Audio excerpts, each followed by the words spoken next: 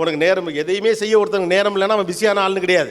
எல்லாத்தையும் செய்ய எவனுக்கு நேரம் இருக்கோ அவன் தான் பிஸியான ஆள். அப்போ எல்லாத்தையும் செய்கிறதுக்கு உங்களுக்கு நேரம் இருக்கணும். அப்போ உங்கள் நேரம் உங்கள் கட்டுப்பாட்டுக்குள்ளே இருக்கணும். ஏன் நேரத்தை பற்றி இன்றைக்கி இவ்வளோ முக்கியமாக நான் சொல்கிறேன்னா, இல்லாட்டி உங்கள் நேரத்தை வேறு ஒருத்தர் எடுத்துகிட்டு போயிடுவான், வேறு ஒருத்தர் எடுத்துகிட்டு போகிறான்னா அவனுக்கு பிடிச்ச மாதிரி உங்களை யூஸ் பண்ணிடுவோம்.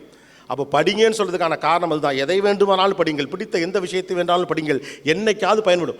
எதை பற்றி டைட்டில் கொடுத்தாலும் கோபிநாத் பேசுகிறான் அப்படின்னு சில பேருக்கு ஆச்சரியமாக இருக்கலாம். அது ஒன்றும் இப்போ சேர்த்தது கிடையாது. தயாரிப்பு என்பது இன்றைக்கு நடப்பது கிடையாது, எப்போதும் நடக்கும். உள்ளுக்குள்ள ஒரு லைப்ரரி இருக்கும், அது தட்டினா தானாக வந்து பொத்துன்னு விழுந்துக்கிட்டே இருக்கும். நீங்கள் எந்த சிக்கலுக்கும் கவலைப்பட வேண்டியதில்லை, எல்லோருக்கும் சாத்தியம். ஏதோ ரீல்ஸை பார்த்தோம், ஏதோ இன்ஸ்டாவில் போஸ்ட்டை பார்த்தோம், ஏதோ ட்விட்டரில் பார்த்தோம், ஏதோ வாட்ஸ்அப்பில் பார்த்தோன்னு தயவு செய்து உங்கள் நேரத்தை இன்னொருவிடம் கொடுத்து விடாதீர்கள். You may know that how much money that you have, but you never know that how much time that you have. ரைட்டா? உங்களிடம் எவ்வளவு பணம் இருக்கு வேணால் உங்களுக்கு தெரியலாம், ஆனால் உங்கள்கிட்ட எவ்வளவு நேரம் இருக்குன்னு உங்களுக்கு தெரியாது.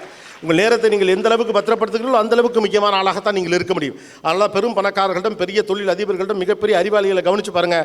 அவங்க தங்கள்